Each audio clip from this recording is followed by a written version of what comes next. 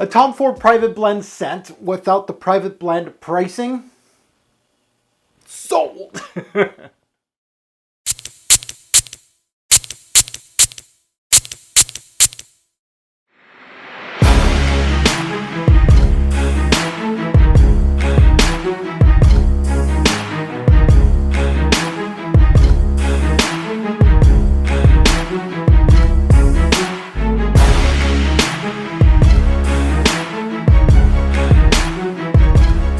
Fragrance family, welcome to another episode of Pop the Cherry. This is where I pop the cork on a fragrance and give you my take on my first test on skin with one of my new fragrances in my collection.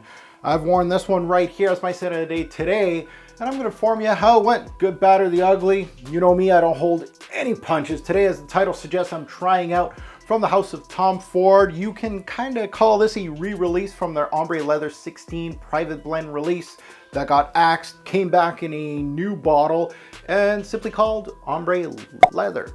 So let's take a look under the hood for some stats on this one. Release date was 2018. How did I get my hands on my bottle? My partner in crime, FragranceX.com.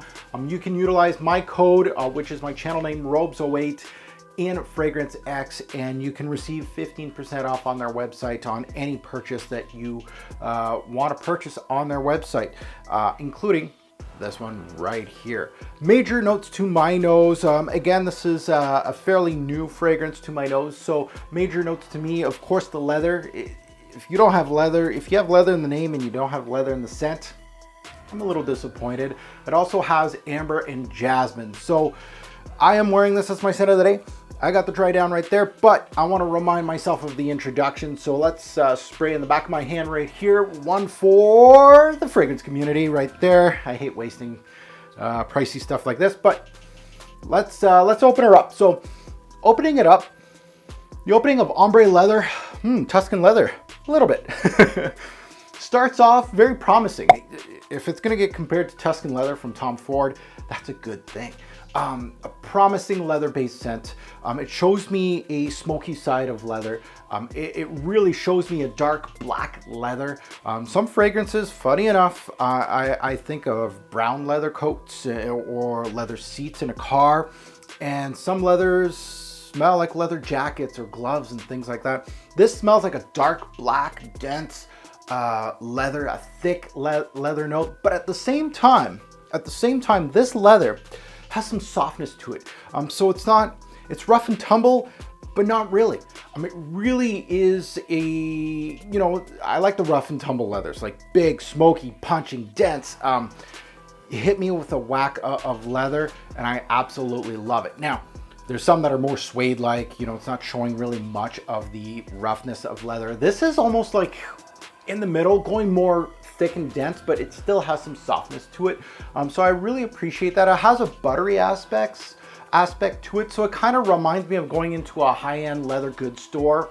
Let's say an Hermes for that, purses, wallets, belts, things like that.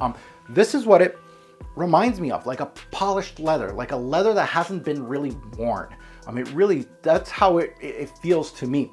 Now, these leather notes are among some of my favorites. I'm a fan of suede-like leathers, and I'm also loving, of course, the denser ones. But this is more into the denser quality than the smooth suede-like quality. It's almost in the middle, but it's more dense. This is often compared to Tuscan Leather from the same brand. I can see a little resemblance here. I feel like it's more of a little brother to Tuscan Leather, if I can say that. I feel like Tuscan Leather has more oomph to the fragrance, especially more into the dry down. I'm going to get into that, but the opening here, I wouldn't say it's on par as Tuscan Leather. I really feel like it's more of a, not a watered down version, but a lighter version of it. And it's obviously different if you're taking a look at the different aspects, both leather-based scents too. It pairs with some sweetness here. Sweetness, of course, pairs so well with the roughness of leather. So it gives a very serious leather note, some playfulness to the fragrance, which I actually like. I like it. It's not as serious as I've I would feel with the other leather-based fragrances like Cuero, like Mona Ziorio. That's a serious leather. Leather Oud, that's a serious leather. Not much playfulness there. More barnyard than anything. So maybe a little more playfulness if you get my drift. So the sweetness from what I can detect is from the cardamom jasmine combo here up top. It's not thick, it's not dense. As a sweetness, it almost has a fruity aspect to it. Some say raspberry-like. I'll give it that. Can I say how beautiful this leather is? I really feel like up the top, some fragrances, they just go like this with me. They're just good. I feel like for the price, and Tom Ford stuff is pretty pricey, a higher end designer, I would have to say. Pricing goes with the Chanel Dials and sometimes above those. I feel like this is right on par as being one of the better leather fragrances on a higher echelon designer release. I would feel almost niche pricing, but really solid introduction with this one. Let's get into more of the dry down. Now more into the dry down of Ombre Leather. Let me remind me of it. The magic of the scent here, I have to admit, is the simplified opening of the leather, jasmine, and amber. More into the dry down, you're gonna get a little more complexities. You start adding some patchouli, there's some greens here.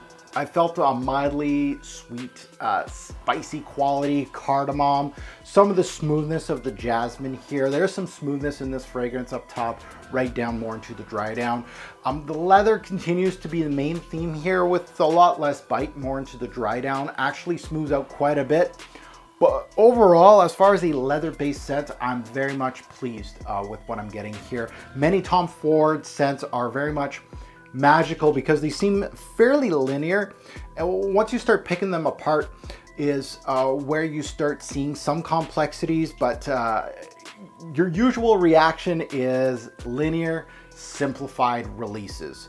I said that about Tuscan Leather, Tobacco Vanille, Amber Absolute.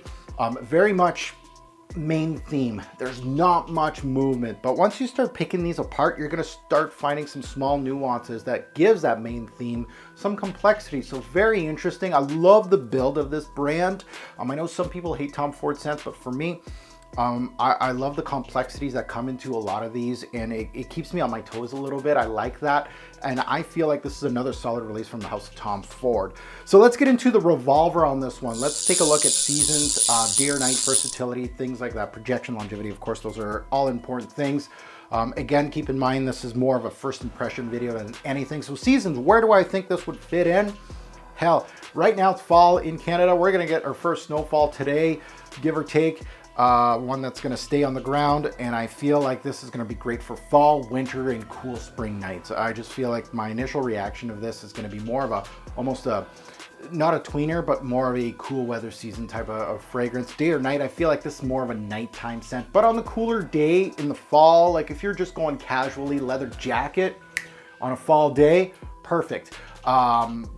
You know, going on your motorcycle, something like that. This is one of those casual daytime, but more of a nighttime, also going to play pool, things like that, hanging out with friends. I feel like this one would be great for that. Versatility, I see versatility should be fairly average with this one. I don't think it's going to be hindered too much. I don't think I'm going to wear this in the high heat. I can see dressing up with this one. I think a black tie event, maybe. You're pushing yourself a little bit, but I could see that. Projection longevity, fairly good with my first few testings. I'm getting 7 to 9 hours. Nothing too crazy here. I've heard a couple spectrums, people saying 10 plus. That could be correct. On my skin, I'm looking at 7 to 9 hours, which is exactly what I'm looking for a release like this, and above average projection. So as far as the push on this one and lasting power, very good. That's exactly what I'm looking for. So overall thoughts on this release? Good release. It steals a page from its older, bigger brother, Tuscan Leather. I'll say that. I say it steals kind of like just a page on it from a leather-based scent. This is a great start. If you're going to steal from a leather-based scent, Tuscan Leather is a good one to steal from. The leather note is strong, bold, and is front and center. You're not going to miss it. And I come to expect that. Yet, you do get some smoothness out of this fragrance, and it gives restraint to the note too. So it really does play a pretty good game with the leather note. The jasmine and cardamom are both heavy secondary notes that blend well. They emphasize the leather well, and that's what you want to see with secondary notes. I like the blend here. The quality from Tom Ford brand is there. Overall, very happy with this release, and I'm ready to say this is probably, at least at minimum on my channel, when I do the full-fledged review on this bad boy, you're probably at minimum, you're gonna get 8 out of 10 out of me on my channel when it's all said and done, at least. It might be even higher. So Ombre Leather, solid release from me. So now that you know my thoughts on the release of Ombre Leather, I'd like to hear your thoughts in the comments below. Please post them, good or bad or the ugly. I'd love to hear your take. If you enjoyed this content, please hit that like button, subscribe if you haven't. Have you hit that bell yet to be part of my notification gang? If you ever check me out, I am on Twitter, Instagram, Facebook. I'm under the, of course, my YouTube name, Robzo8, on all social media. You can find me there. On Facebook, I also have a Facebook group called Fragrance Guru Nation, where you, if you join, and 16,600 members now, discuss fragrances. So join us today on Facebook if you haven't already. Now I'm going to leave you with a few takes on social media. A lot of people had a lot of takes on this, so I do apologize. I can't use like all 50 comments that I had on this fragrance or more.